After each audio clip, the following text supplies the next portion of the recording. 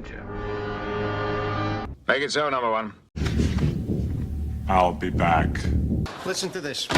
Marcy comes over and she tells me that her ex-boyfriend was over late last night and yada, yada, yada. I'm really tired today. Both pilots? Can you fly this plane and land it? Surely you can't be serious. I am serious. And don't call me Shirley. Hello, welcome to another episode of The Writer's Craft here on Sparks 1524. I'm Nathaniel Miller. Before we get into crafting captivating catchphrases, I would like to apologize for my lengthy absence from both here and my written blog. Had a lot of things pile up on me. My fourth novel, Lionfish, the fourth accidental detective novel I published last month, had a lot of family plans with my parents, and my parents are kind of important to me. Went to Galveston, Texas to tour the dry dock where the battleship Texas is undergoing restoration. I've got more coming for that in my On the Waterfront series. And finally, most fun of all, sarcasm deployed. Got back from Galveston just in time to get sick. So I spent most of the last week and a half basically wanting to take a rusty Roto-Rooter up my nose to clear my sinuses. Now that you've had that extra special glimpse into my sinuses, let's talk about catchphrases. First question, what are catchphrases? Simply put, catchphrases are words or phrases that are repeatedly used by a character or within the fictitious world you're creating. We use these all the time in real life. Yes, we know, "May the Force be with you" is a catchphrase from Star Wars. "Live long and prosper," catchphrase from Star Trek, but we use these in our real life. "Oh, for Pete's sake," that's a catchphrase. It's a common expression used across our culture. They're common parts of the language that we all use in a colloquial, idiomatic setting. Therefore, our fictitious characters need to have this too. The great part about catchphrases, though, is it's one of the more fun aspects of writing. We all go into the depth of the character arcs, like the hero's journey for one. But at the very least, a character starts at point A, they're heading to point D. But between A, B, C to get to D, they have to go through trial, tribulation. The basic structure of a story is your introduction, your rising action, complication, climax, and denouement. All of that indicates the characters are going to struggle with something. I write murder mysteries. The struggles my characters have are pretty obvious. You're racing against time to stop a murderer. You're facing violence and threat of death. Those are heavy-duty things, but catchphrases are an aspect of character development I personally don't think is talked about enough. It's one of the most fun aspects and just as critical as an emotional arc, in my opinion. Surely you can't be serious. I am serious. And don't call me Shirley. Catchphrases can reinforce to your readers the reality of your fictitious characters and world. In my written column below, I talk about how one of my catchphrases for the accidental detective, "How in the name of John Q. Arbuckle," developed. Another catchphrase that happens is, "Isaac, you're an idiot," at least once a book, usually twice. Those are in my written column, which is linked down below. Those help to reinforce the world of the accidental detective, because there's some common language that's unique to my world, but all the characters use at different times.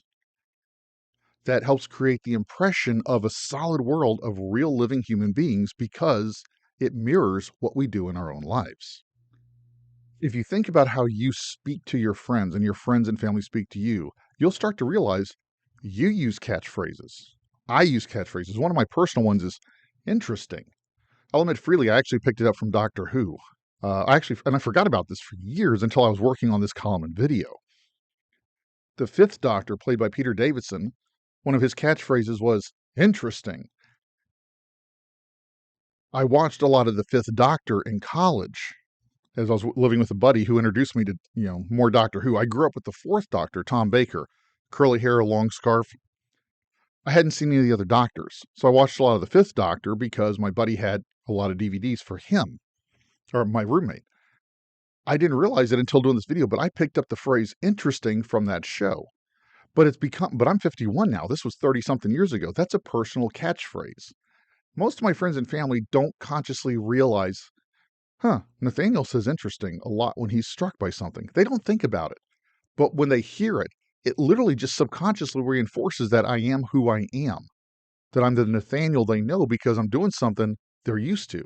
We can reinforce that reality in our fictional worlds by using catchphrases. Have fun with this. Find catchphrases that are unique to your characters, but also in character for your characters.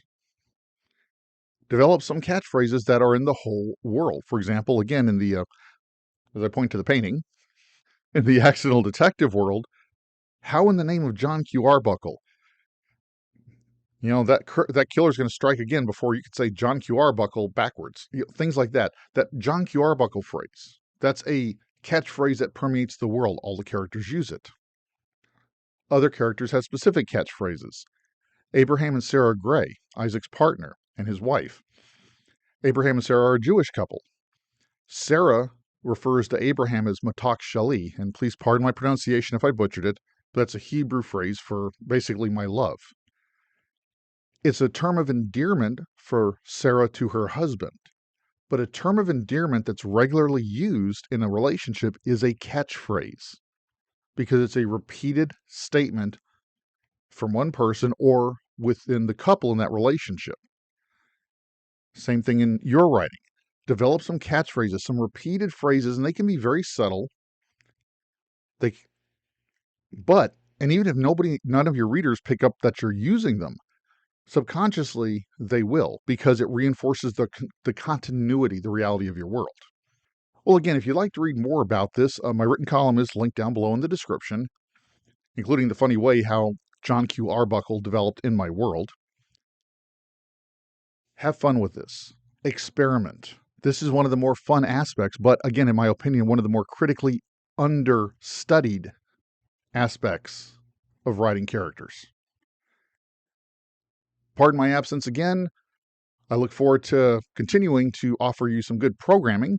Like I said, I've got a lot of stuff dealing with the Navy history, so my On the Waterfront series will definitely be getting a boost. But as I continue my own journey writing book number 5 of the Accidental Detective series, we got more to talk about because there is never an end to figuring out how we can all be better writers.